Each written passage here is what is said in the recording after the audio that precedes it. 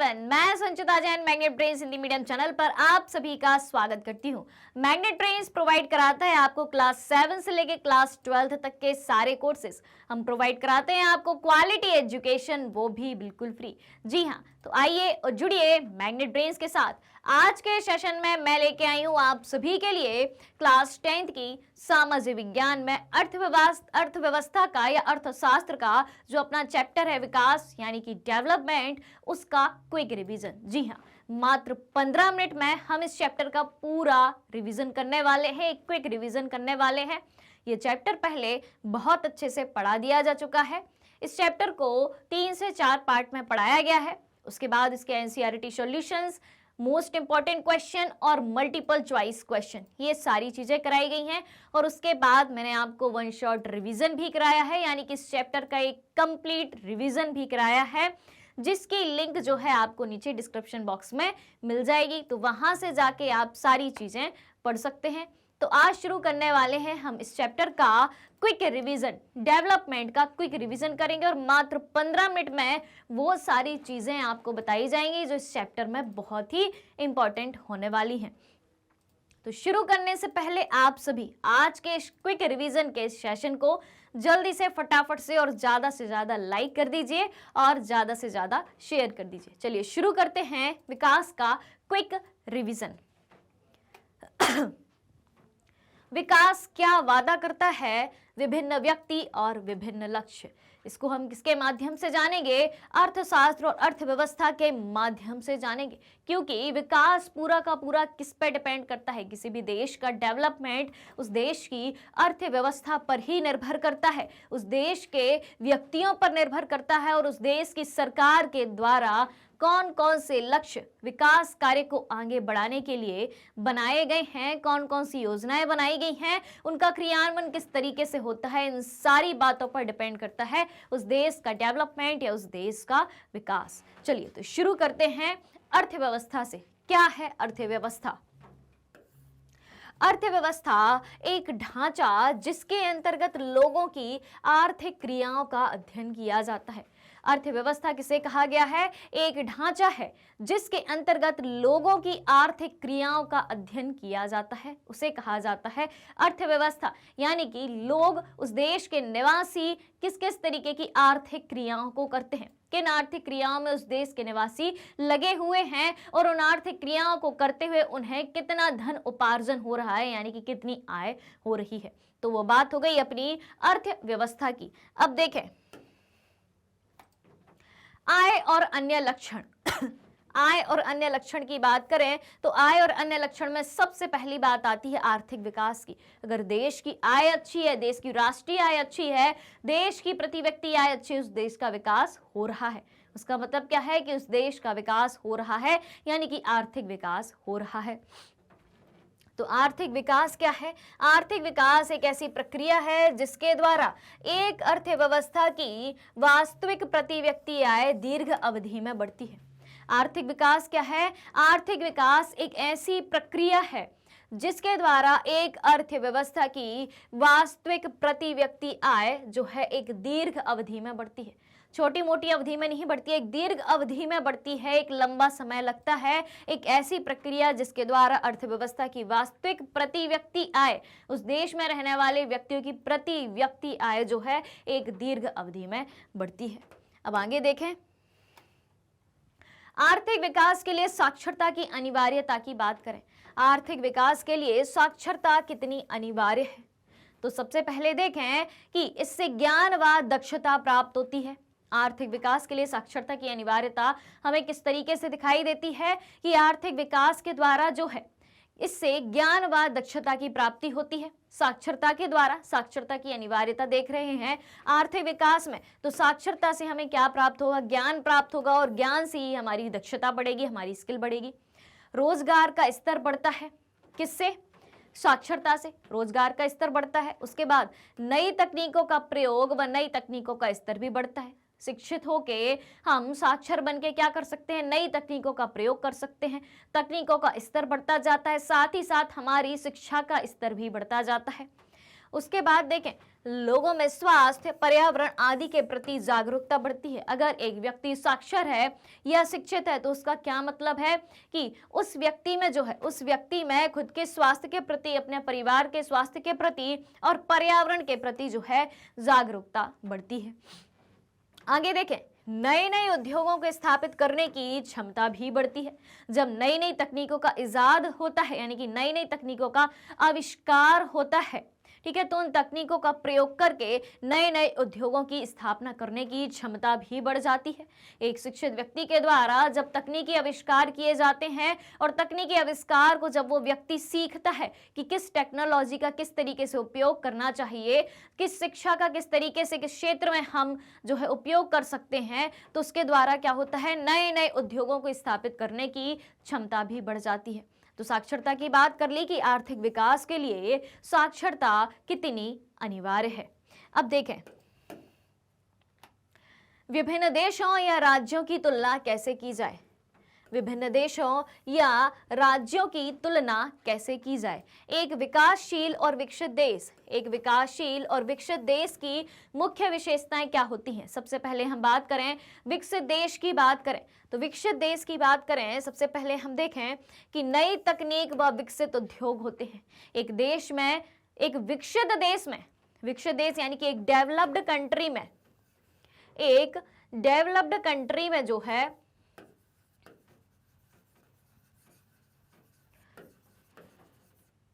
एक developed country में नई तकनीक होती है, वो सारी तकनीकें, वो सारी टेक्नोलॉजी होती हैं जो एक विकसित देश में होना चाहिए, और उन्हीं तकनीकों के बल पर विकसित उद्योग भी होते हैं। उच्च स्तरीय रहन सहन होता है एक विकसित देश का। उच्च प्रति व्यक्ति आय होती है, हर व्यक्ति की प्रति व्यक्ति आय जो है, पर कैपिटा इनकम जो है वो बहुत ज्यादा होती है। साक्षरता दर भी उच्च होती है, यानी कि हर व्यक्ति वहां का शिक्षित होता है। साक्षर किसे कहा जाता है? साक्षर उस व्यक्ति को कहा जाता है, साक्षर का भी एक पैमाना है जिसे भारत सरकार द्वारा तय किया गया है। तो साक्षर उस व्यक्ति को कहा जाता है कि 7 वर्ष या उससे अधिक आयु का वो हर व्यक्ति जो किसी भाषा को समझकर पढ़ और लिख सकता है, उसे साक्षर कहा जाता है। तो विकसित देशों में साक्षरता की दर भी उच्च होती है। लोगों की स्वास्थ्य स्थिति बेहतर होती है, यानी कि जन्म दर, मृत्यु दर पर नियंत्रण रखा जा सकता है। लोगों की स्वास्थ्य की स्थिति बेहतर होती है, जैसे कि जन्म दर और मृत्यु दर पर जो है नियंत्रण रखा जाता है। जन्म दर यानी कि जन्म दर किसे कहते हैं? प्रति वर्ष जो है 1000 बच्चों पर जीवित जन्मे बच्चों की संख्या क्या कही जाएगी? जन्म दर कही जाएगी। और मृत्यु दर यानी कि प्रति वर्ष 1000 व्यक्तियों पर कितने व्यक्तियों की मृत्यु हो रही है, उसे कहा जाएगा मृत्यु दर। अगर जन्म दर और मृत्यु दर सही स्थिति में है, यानी कि हम समझ सकते हैं कि उस देश की स्वास्थ्य स्थिति बेहतर है, उस देश के लोगों की स्वास्थ्य स्थिति जो है बेहतर है। तो विकसित देशों की विशेषताएं कौन कौन सी हो गई? नई तकनीक व विकसित उद्योग, उच्च स्तरीय रहन सहन, उच्च प्रति व्यक्ति आय, साक्षरता दर उच्च होती है और लोगों की स्वास्थ्य स्थिति भी बेहतर होती है, यानी कि जन्म दर और मृत्यु दर पर नियंत्रण रखा गया है। विकासशील देशों की बात करें, विकासशील देशों की विशेषताओं की बात करें तो औद्योगिक रूप से पिछड़े हुए होते हैं, निम्न प्रति व्यक्ति आय होती है, पर कैपिटा इनकम जो है कम होती है, प्रति व्यक्ति आय कम होती है, साक्षरता दर जो है नियत होती है, साक्षरता दर भी नियत होती है, यानी कि निम्न होती है, एक तरीके से निम्न साक्षरता दर होती है। सामान्य रहन सहन होता है, उच्च स्तरीय रहन सहन नहीं होता है। उसके बाद देखें, बेहतर स्वास्थ्य का अभाव होता है, यानी कि अधिक मृत्यु दर देखने को मिलती है, यानी कि शिशु मृत्यु दर भी अधिक देखने को मिलती है, और शिशु के अलावा यानी कि बच्चों के अलावा भी अन्य व्यक्तियों की मृत्यु दर भी अधिक देखने को मिलती है। और जब मृत्यु दर अधिक होती है तो इसका मतलब है कि बेहतर स्वास्थ्य का उस देश में अभाव है। ये सारी बातें हो गई विकासशील देशों के बारे में कि विकासशील देश किसे कहा जाता है। उसके बाद देखें, आय और अन्य मापदंडों की हम बात करें। आय और अन्य मापदंड क्या है? तो सबसे पहले हम बात करें आर्थिक नियोजन की। आर्थिक नियोजन की बात करें तो देश के साधनों का लाभ उठाकर देश के विकास को योजनाबद्ध रूप से बढ़ाना क्या कहलाता है? आर्थिक नियोजन, आर्थिक नियोजन देश के साधनों का लाभ उठाकर हमारे देश में जो भी साधन उपलब्ध हैं, जो भी संसाधन उपलब्ध हैं, उनका लाभ उठाकर देश के विकास को जो है योजनाबद्ध रूप से बढ़ाना क्या कहलाता है? आर्थिक नियोजन कहलाता है। उसके बाद हम देखें राष्ट्रीय आय किसे कहते हैं? राष्ट्रीय आय या नेशनल इनकम किसे कहा जाता है? नेशनल इनकम किसे कहा जाता है? तो देश के अंदर उत्पादित सभी वस्तुओं और सेवाओं के मूल्य, नेशनल इनकम की परिभाषा बता रही हूं, राष्ट्रीय आय की परिभाषा आपको बता रही हूं, तो ध्यान से सुनना। देश के अंदर उत्पादित सभी वस्तुओं और सेवाओं के मूल्य तथा विदेशों से प्राप्त आय के जोड़ को राष्ट्रीय आय कहते हैं। हमारे देश के अंदर, चाहे वो देश के निवासियों के द्वारा हो, यानी कि हमारे देश के अंदर जितनी भी वस्तुओं का उत्पादन हो रहा है, जितनी भी सेवाओं का मूल्य है वो, और इसमें अपन प्लस कर देंगे क्या? विदेशों से प्राप्त आय, उन सबको अपन जोड़ देंगे तो हमें क्या प्राप्त होगी? राष्ट्रीय आय। यानी कि हमारे देश के अंदर जो इनकम हो रही है देश के अंदर ही, और हमारे देश के अंदर विदेश से जो इनकम प्राप्त हो रही है, जो आय प्राप्त हो रही है, उनको हम जोड़ देंगे तो हमें क्या प्राप्त हो जाएगी? राष्ट्रीय आय, यानी कि नेशनल इनकम प्राप्त हो जाएगी। अब देखें प्रति व्यक्ति आय की बात करें प्रति व्यक्ति आय किसे कहते हैं? Per capita income. Per capita income, जब देश की कुल आय को उस देश की जनसंख्या से भाग दिया जाता है, देश की कुल आय को, देश की कुल आय बटे कुल जनसंख्या, कुल आय बटे कुल जनसंख्या, तो उसे क्या कहा जाता है? प्रति व्यक्ति आय कहा जाता है। जब देश की कुल आय को उस देश की कुल जनसंख्या से भाग दिया जाता है तो जो राशि मिलती है उसे हम प्रति व्यक्ति आय कहते हैं। जब देश की कुल आय को, यानी कि एक साल में एक देश में कितनी टोटल इनकम हुई और एक साल में एक देश में कितनी जनसंख्या निवास कर रही है, उससे भाग देंगे तो प्रति व्यक्ति की जो है हमें इनकम प्राप्त हो जाएगी, प्रति व्यक्ति आय प्राप्त हो जाएगी। अब देखें भारत मध्य आय वर्ग के देशों में आता है। भारत जो है मध्य आय वर्ग के देशों में आता है क्योंकि उसकी प्रति व्यक्ति आय 2019 में कितनी थी? $6700 अमेरिकन डॉलर प्रति व्यक्ति प्रति वर्ष थी। ठीक है, इसलिए भारत जो है मध्य आय वर्ग के देशों में आता है, ना ही उच्च आय वर्ग के देशों में, ना ही निम्न आय वर्ग के देशों में, क्योंकि 2019 में केवल यहाँ की भारत की प्रति व्यक्ति आय कितनी थी? $6700 प्रति व्यक्ति प्रति वर्ष थी। अब देखें आगे शिशु मृत्यु दर की बात करें तो किसी वर्ष में पैदा हुए 1000 जीवित बच्चों में से 1 वर्ष की आयु से पहले मर जाने वाले बच्चों का अनुपात दिखाती है। शिशु मृत्यु दर किसे कहा जाता है? किसी वर्ष में, यानी कि 1 वर्ष में प्रति 1000 जीवित बच्चों में से 1 वर्ष की आयु से पहले वाले, 1 वर्ष से कम वाले बच्चे जो हैं, 1 वर्ष से कम आयु के बच्चे जो हैं, उनके मरने का अनुपात क्या कहलाता है? शिशु मृत्यु दर कहलाता है। किसी वर्ष में 1000 जीवित बच्चों में से 1 वर्ष की आयु से पहले मर जाने वाले बच्चों को शिशु मृत्यु दर कहा जाता है। ठीक है, बात हो गई क्लियर? अब देखें आगे साक्षरता दर की बात करें। साक्षरता दर किसे कहा जाता है? साक्षर किसे कहा जाएगा? तो साक्षर उसे कहा जाएगा जो व्यक्ति 7 वर्ष या उससे अधिक आयु का है। मिनिमम एज कितनी रखी है? 7 वर्ष। तो 7 वर्ष या उससे अधिक आयु का हर वो व्यक्ति जो किसी भाषा को समझकर पढ़ व लिख सकता है उसे साक्षर कहा जाता है। तो साक्षरता दर की बात करें तो 7 वर्ष और उससे अधिक आयु के लोगों में साक्षर जनसंख्या का अनुपात क्या कहलाता है? साक्षरता दर कहलाता है।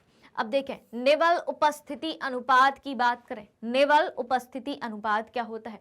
तो 14 से 15 वर्ष की आयु के स्कूल जाने वाले कुल बच्चों का उस आयु वर्ग के कुल बच्चों के 7% है। 14 से 15 वर्ष की आयु के कितने बच्चे स्कूल जाते हैं? यानी कि टोटल अपन ने एक वर्ग लिया 14 से 15 वर्ष, ठीक है, पूरे भारत देश में 14 से 15 वर्ष के कितने बच्चे हैं और उतने बच्चों में से कितने बच्चे स्कूल जाते हैं, वो कहलाया जाएगा निवल उपस्थिति अनुपात। तो ये बात हो गई साक्षरता दर की, निवल उपस्थिति अनुपात। किस तरीके से हमने काफी सारी छोटी छोटी डेफिनेशन सीखी। अब बीएमआई क्या होता है, बॉडी मास इंडेक्स क्या होता है, तो शरीर का द्रव्यमान सूचकांक पोषण वैज्ञानिक किसी वयस्क के अल्प पोषित होने की जांच कर सकते हैं। ठीक है, यदि 18.5 से कम है, क्या बॉडी मास इंडेक्स जो है बीएमआई अगर किसी बच्चे का या किसी व्यक्ति का जो है 18.5 से कम है तो व्यक्ति को पोषित है, और 25 से ऊपर है तो मोटापे से ग्रस्त है, यानी कि कुछ ज्यादा ही पोषण उसको मिल रहा है। 18.5 से कितना होना चाहिए, 25 होना चाहिए, क्या, बॉडी मास इंडेक्स। क्लियर हुई बात, यानी कि शरीर का द्रव्यमान सूचकांक। अब देखें आगे, मानव विकास सूचकांक की बात करें तो आय व अन्य कारकों की समाकेतित सूची, इसके आधार पर किसी देश को उसकी गुणवत्ता के आधार पर वर्गीकृत किया जाता है। मानव विकास सूचकांक क्या है, आय व अन्य कारकों की समाकेतिक सूची है जिसके आधार पर किसी देश को उसकी गुणवत्ता के आधार पर वर्गीकृत किया जाता है, और यह विभिन्न देशों में विकास के स्तर का मूल्यांकन करने का मापदंड होता है। इसमें देशों की तुलना लोगों के शैक्षिक स्तर, स्वास्थ्य स्थिति और प्रति व्यक्ति आय के आधार पर होती है। मानव विकास सूचकांक में भारत का स्थान कौन सा है? वर्तमान की बात करें, 2023 की बात करें तो 2023 में भारत का मानव विकास सूचकांक कितना है, 132वां स्थान है पूरे विश्व के देशों में। ठीक है, ये बात हो गई अपनी मानव विकास सूचकांक की। उसके बाद हम बात करें विकास की धारणीयता की, तो विकास की धारणीयता की विशेषताएं कौन कौन सी हैं? पहली है संसाधनों का विवेकपूर्ण प्रयोग हो। विकास की धारणीयता यानी कि विकास सतत रूप से चलता रहे। विकास की धारणीयता है सतत विकास किसे कहा जाता है कि हम प्राकृतिक संसाधनों का दोहन इस प्रकार से करें कि हमारा विकास भी होता जाए और आने वाली पीढ़ियों के लिए भी वो प्राकृतिक संसाधन बचे रहें। तो संसाधनों का विवेकपूर्ण उपयोग किया जाए, नवीकरणीय संसाधनों का जो है अधिकतम उपयोग किया जाए, और वैकल्पिक संसाधनों को ढूंढने में मदद की जाए कि जो संसाधन जल्दी नष्ट हो जाते हैं उनके वैकल्पिक संसाधन कौन कौन से हो सकते हैं, और संसाधनों के पुनः उपयोग और चक्रीय प्रक्रिया को बढ़ाना, यानी कि उन संसाधनों का जो है पुनः उपयोग किया जा सके, उस प्रक्रिया को, चक्रीय प्रक्रिया को बढ़ाना। उसके बाद देखें नवीकरणीय साधनों के बारे में जाने। नवीकरणीय साधन क्या होते हैं? तो भूमिगत जल नवीकरणीय साधन का उदाहरण है। फसल और पौधों की तरह इन साधनों की पुनः पूर्ति प्रकृति करती है, यानी कि ये संसाधन एक बार उपयोग करने के बाद खत्म नहीं होते हैं, प्रकृति फिर से इन संसाधनों की पूर्ति करती है। लेकिन यहाँ भी हम इन संसाधनों का अति उपयोग जो है कर लेते हैं, बिल्कुल कर लेते, लेकिन अति उपयोग नहीं करना चाहिए। उदाहरण के लिए भूमिगत जल का यदि बरसात द्वारा हो रही पुनः पूर्ति से अधिक प्रयोग करते हैं तो हम इस साधन का अति उपयोग कर रहे हैं। भाई अपन जानते हैं कि चलो भूमिगत जल का उपयोग अपन कर लेते हैं, वर्षा होगी तो फिर से भूमि में जल हो ही जाएगा, वो तो है ही, लेकिन ये सोच के हम ज्यादा दोहन कर लेते हैं। भले ही कोई संसाधन असीमित मात्रा में मौजूद हो, लेकिन उसका अनुचित प्रयोग हमें नहीं करना है। तो नवीकरणीय संसाधन कौन से संसाधन कहलाए? कि वे संसाधन जिनका एक बार यूज करने पर हम उनका पुनः उपयोग कर सकते हैं। गैर नवीकरणीय संसाधनों के बारे में जाने तो गैर नवीकरणीय संसाधन कौन कौन से होते हैं? गैर नवीकरणीय साधन वो है जो कुछ ही वर्षों के प्रयोग के पश्चात, वे संसाधन जो कुछ ही वर्षों के प्रयोग के पश्चात जो है समाप्त हो जाते हैं, खत्म हो जाते हैं, और इन संसाधनों का धरती पर एक निश्चित भंडार होता है गैर नवीकरणीय संसाधनों का, और इनकी पूर्ति जो है पुनः नहीं हो सकती। जैसे कि कोयला, पेट्रोल, ये सब क्या है? गैर नवीकरणीय संसाधन है। एक बार कोयला जल गया खत्म, एक बार पेट्रोल जल गया खत्म, ठीक है, पुनः उनका उपयोग नहीं किया जा सकता। एक बार यूज करने पर ये चीजें खत्म हो जाती हैं, जिन्हें गैर नवीकरणीय संसाधन कहते हैं। तो इस तरीके से हमने विकास की धारणीयता को जाना, संसाधनों के प्रयोग को जाना, और जाना नवीकरणीय संसाधन और गैर नवीकरणीय संसाधनों के बारे में। तो आज का जो सेशन है विकास का वो यहीं पे खत्म होता है। ये चैप्टर बहुत अच्छे से डिटेल में पढ़ाया गया है, जिसकी लिंक डिस्क्रिप्शन में दी हुई है, वहां से आप पढ़ सकते हैं। और अगर आप हमारे डेली के लाइव सेशन और रिकॉर्डेड सेशन को भी ज्वाइन करना चाहते हैं तो आप पढ़ सकते हैं मैग्नेट ब्रेन्स के यूट्यूब चैनल पर, वेबसाइट पर और एप्लीकेशन पर। इसके अलावा अगर आप ई बुक्स फ्री नोट्स भी चाहते हैं तो डिस्क्रिप्शन में उनकी भी लिंक दी हुई है, वहां से दोनों चीजें अवेल कर सकते हैं। इसके अलावा हम आपके लिए कुछ टॉप कोर्सेज भी प्रोवाइड कराते हैं, जैसे कि CBSE English medium, CBSE Hindi medium, 3 state board, UP board, Bihar board और एमपी बोर्ड को कवर करते हुए चलते हैं। इसके अलावा spoken English, CVT, NTS, rural olympiad जैसे कोर्सेज एक ही प्लेटफॉर्म पर हाई क्वालिटी एजुकेशन के साथ जो है एकदम फ्री में उपलब्ध कराए जाते हैं। और मैग्नेट ब्रेन्स यूट्यूब के अलावा अदर सोशल मीडिया प्लेटफॉर्म पर भी उपलब्ध है, जैसे कि फेसबुक, इंस्टाग्राम, ट्विटर और टेलीग्राम। तो यहाँ भी आप हमें फॉलो कर सकते हैं और यहाँ से सारी इन्फॉर्मेशन प्राप्त कर सकते हैं। तो आज के सेशन को आप सभी को ज़्यादा से ज़्यादा लाइक करना है, शेयर करना है और चैनल से जुड़ी सारी अपडेट को जानने के लिए आपको मैग्नेट ब्रेन्स को सब्सक्राइब भी करना है। तो हमारे साथ बने रहिए, जुड़े रहिए, पढ़ते रहिए, खुश रहिए। Thank you so much.